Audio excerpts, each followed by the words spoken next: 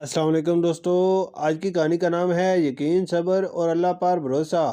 کہا جاتا ہے کہ ایک شخص کی دکان مکمل طور پر جل گئی، صرف دیواریں بچی تھی، باقی سب کچھ راکھ ہو چکا تھا۔ جب آگ بجھائی گئی تو لوگ اس کے پاس جمع ہو گئے تاکہ اسے تسلی دیں، لیکن حیرت کی بات یہ تھی کہ وہ شخص مسکرا رہا تھا جیسے کچھ ہوا ہی نہ ہو۔ لوگوں نے حیرت سے پوچھا، ابو عبداللہ تم مسکرا کیوں رہے ہو؟ تمہاری دکان جل چکی ہے، کیا تم اپنا ہوش کھو بیٹھے ہو؟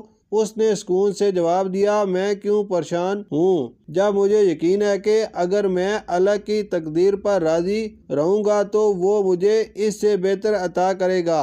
میں نے اپنا معاملہ اللہ کے سپرد کر دیا ہے۔ 2 ہفتے بعد لوگ اس وقت حیرت میں ڈوب گئے جب انہوں نے ایک نئی بڑی دکان دیکھی جو ہر قسم کے سامان سے بھری ہوئی تھی۔ انہوں نے اندر جا کر دیکھا تو ابو عبداللہ نماز پڑھ رہے تھے۔ پوچھا گیا، یہ سب کیسے ممکن ہوا؟ ابھی 2 ہفتے پہلے تو تم خالی ہاتھ تھے۔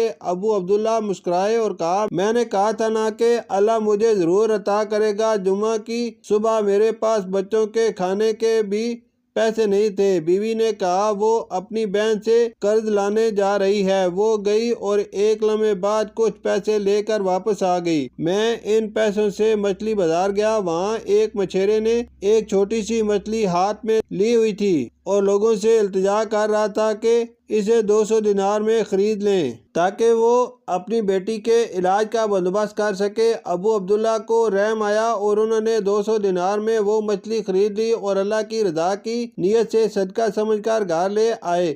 بیوی نے مچھلی تیار کی اور جب پیٹ چاک کیا تو اس میں 9 خوبصورت پتھر نکلے۔ بعد میں معلوم ہوا کہ یہ عام پتھر نہیں بلکہ قیمتی موتی تھے۔ صرف 3 موتی بیچ کر وہ اتنا کما چکے تھے کہ نئی دکان کھول سکیں۔ اگلے دن وہ مچھیرے کو تلاش کرنے بازار گئے تاکہ اس کا حصہ بھی دے سکیں، مگر وہ کہیں نہیں ملا، کسی نے اسے پہچانا بھی نہیں۔ تب ابو عبداللہ کو احساس ہوا کہ وہ شخص دراصل اللہ کی طرف سے ایک ذریعہ تھا۔ جب آپ کا بھروسہ اللہ پر سچا ہو تو وہ ایسے ذرائع سے عطا کرتا ہے جن کا تصور بھی ممکن نہیں۔ ہمیشہ اللہ سے اچھی امید رکھیں، وہ آپ کو وہاں سے نوازے گا جہاں سے آپ نے کبھی سوچا بھی نہ ہو۔ شکریہ۔